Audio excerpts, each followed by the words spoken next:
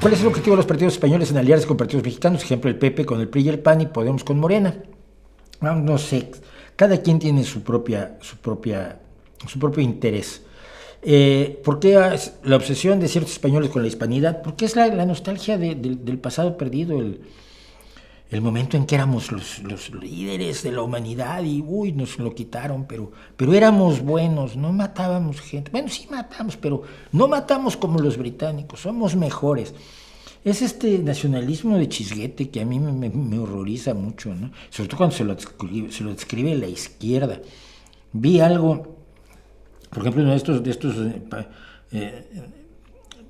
rojipardos nacional bolcheviques, que es el Santiago Armesilla. Vi un principio de algo que decía que el hombre que más daño le había hecho a México era Poinsett.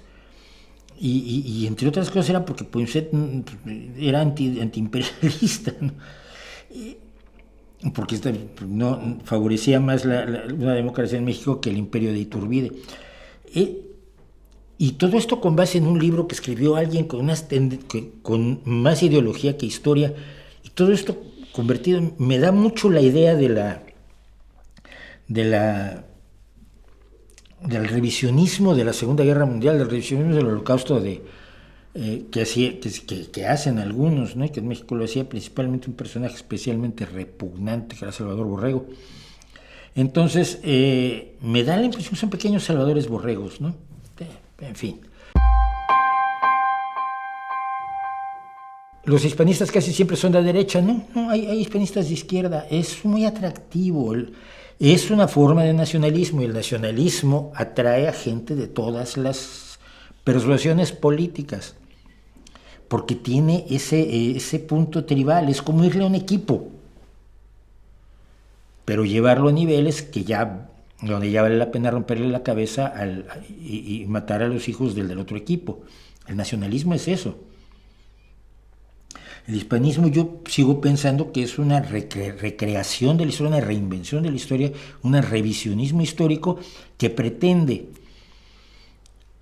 que no haya ocurrido lo que sí ocurrió y cambiártelo por una cosa así como muy bonita. Yo me acuerdo, uno de los elementos bases sobre los que se apoya el hispanismo es España no tuvo colonias. Eran virreinatos y capitanías, pero no eran colonias. Eso es un rollo semántico, chaval.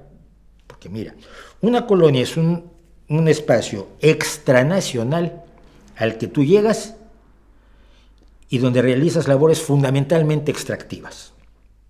Bueno, cuando vemos cuánta plata y cuánto oro se trasladaron de la América Latina a la metrópoli y a las élites, porque el españolito de a pie no le llegaba plata de las Indias, Si vemos cuánto salió hacia la metrópoli, es una actividad extractiva típica de una potencia colonial. Pero no se llamaba colonia, no seas payaso, sí. Bueno, pero es que se hicieron universidades y se hicieron conventos muy bonitos en América, sí, para los españoles y para los indígenas herederos de los reyes que seguían, de los tlatoanis o monarcas, como se llamaran, de cada organización social indígena, porque los convirtieron en sus aliados. Entonces sí, la hija de Moctezuma iba a las fiestas de los ricos, de los españoles ricos, pero no porque fuera una integración de los indígenas, sino porque eso permitía justificar la dominación española sobre los demás indígenas. Bueno, pues así pasó. ¿Es lamentable? Pues sí. ¿Debería regir nuestra vida en 2024? Pues no.